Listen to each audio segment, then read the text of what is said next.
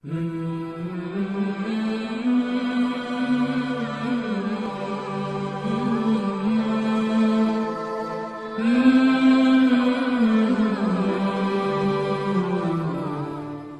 அலைக்கும் வரஹ்மத்துல்லாஹி தஆலா வபரகாத்துஹு.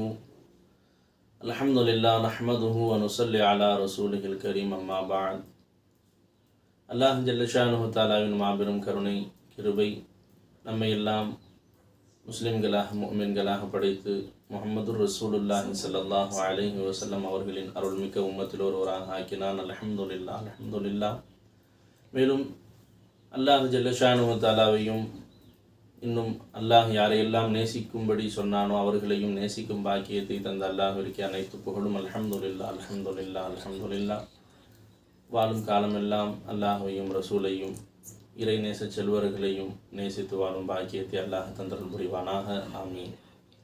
அன்பானவர்களே, நாம் வலிமார்களின் வாழ்வினிலே என்று இறைநேச செல்வர்களின் வாழ்க்கை வரலாற்று தொடரை பார்த்து வருகிறோம். அதிலும் ஹஜரத் அபு சுலைமான் தாரானி ரஹ்மத்துல்லாஹி அலைஹி எஜமானுடைய வரலாற்றை பார்த்து வருகிறோம். ஹஜரத் அபு சுலைமான் தாரானி ரஹ்மத்துல்லாஹி அலைஹி எஜமானிடத்திலே ஒருவர் வந்து, எனக்கு ஏதாவது அறிவுரை சொல்லுங்கள் என்று சொன்னார்கள். அதற்கு எஜமான் அவர்கள் மிக அழகான முறையில் கூறி காட்டினார்கள், உமது வாழ்வில் எது நடந்தாலும் அனைத்தும் அல்லாஹுவின் நாட்டப்படியே நடக்கிறது என்று நீ விளங்கி உணர்ந்து வாழ்வாயாக என்று சொன்னாங்க எஜமான். அன்பானவர்களே, இவ்வாறு ஒரு நபர் அல்லாஹ்வின் நாட்டப்படிதான் அனைத்தும் நடைபெறுகிறது என்று ஒருவர் விளங்கி விடுவாரேயானால் அவருடைய வாழ்வு மிகவும் இன்பமாக மாறிவிடும், சந்தோஷமாக மாறிவிடும். கண்ணியத்திற்குரிய என்னுடைய ஷேகநாயகம் கூறி காட்டினார்கள். ஒரு சம்பவத்தை சொன்னார்கள்.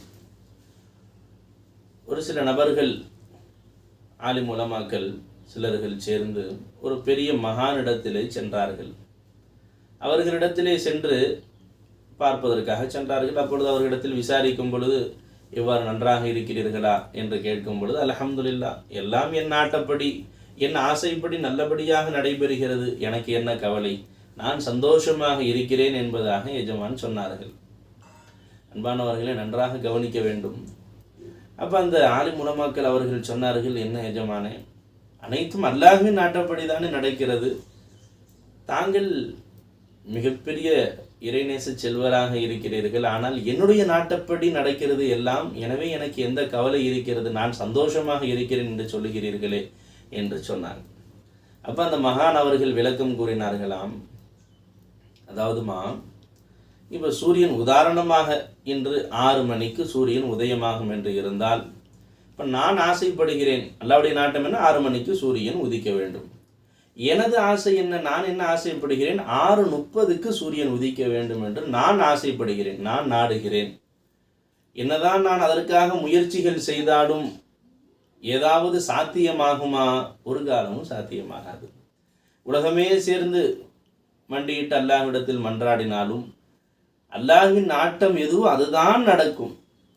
எனக்கு ஷேகநாயகம் சொல்லுவார்கள், ஹமாரா இராதா சல் நஹி சக்தா, உன்கா இராதா டல் நஹி சக்தா. நம்முடைய நாட்டம் நடக்கவே நடக்காதுமா, அவனுடைய நாட்டம் நடக்காமல் இருக்காது என்று எஜமான் சொல்லுவாங்க.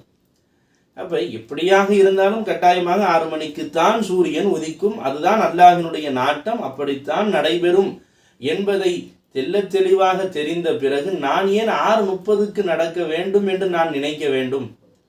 எப்பொழுது நான் 6:30க்கு சூரியன் உதிக்க வேண்டும் என்று நான் நினைக்கிறேனோ, நாடுகிறேனோ, ஆசைப்படுகிறேனோ, அது நடக்காது ஒரு காலமும். எப்பொழுது என்னுடைய ஆசைகள் நிறைவேறவில்லையோ, என்னுடைய நாட்டங்கள் நிறைவேறவில்லையோ, எனக்கு மனதிலே கவலைகள் ஏற்பட்டுவிடும். இப்போ நான் என்ன செஞ்சேன், 6 மணிக்கு சூரியன் உதிக்கணும், நல்லா நாடுறானா, என்னுடைய நாட்டமும் 6 மணிக்கு சூரியன் உதிக்க வேண்டும் என்பதுதான் என்னுடைய ஆசையும் என்னுடைய நாட்டமுமாக.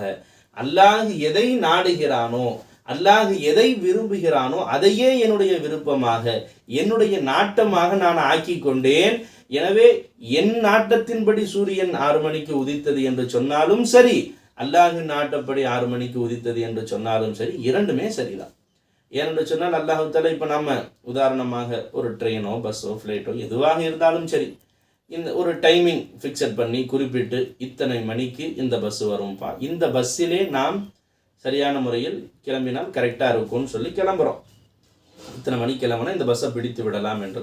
அல்லாஹ்வுடைய நாட்டம் என்ன, இந்த பஸ்ஸை நீ பிடிக்க மாட்டாய், இந்த பஸ்ஸிலே நீ செல்ல மாட்டாய், வேறு பஸ்ஸில் தான் ஊருக்கு செல்ல வேண்டும் என்று இருக்குமே. ஆனால் என்னுடைய ஷேഖനാயகன் சொல்லுவாங்க, 1 மணி நேரம் இல்லைம்மா, முதல் நாளே நீ அங்கே சென்று நீ இடம் பிடித்து அங்கே அமர்ந்து பஸ் ஸ்டாண்டிலே அமர்ந்திருந்தாலும் கூட அந்த பஸ்ஸில் நீ செல்ல முடியாது, செல்ல மாட்டாய் என்று அல்லாஹ் நாடி இருப்பானே. ஆனால் ஒரு காலமும் அந்த பஸ்ஸில் போக முடியாது. சிறிது நேரம் அந்த வினாடி 1 நிமிடத்திற்கு முன்பாக சிறுநீர் கழித்து விட்டு வரலாம் என்று தாங்கள் செல்வீர்கள். ஆனால் அந்த சமயத்திலே அந்த பஸ்ஸு வந்து கிளம்பிவிடும். லேட்டாக வந்திருக்கும், நிற்க மாட்டான், ஸ்டாப்பில் நிப்பாட்டி 10 நிமிஷம் நிற்க வேண்டிய பஸ்ஸு 1 நிமிடம் கூட நிற்காமல் கிளம்பிவிடும். அல்லாஹ் என்ன நாடுகிறானோ அதுதான் நமது வாழ்வில் நடைபெறும். நமது நாட்டங்கள் எதுவும் நடக்காது என்பதை நாம் 100க்கு 100% உண்மை என்று விளங்கிய பிறகு, தெளிவாக தெரிந்த பிறகு, அறிந்த பிறகு, ஏன் நமது நாட்டம் என்று ஒன்றை நாம் வைக்க வேண்டும்?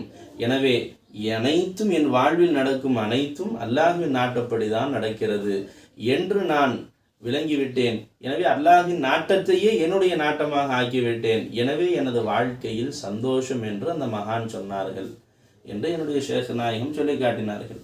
அதைத்தான் அபு சுலைமான் தாரானி ரஹ்மத்துல்லாஹி அலைஹி மிக அழகான முறையில் சொல்லி காட்டினார்கள்.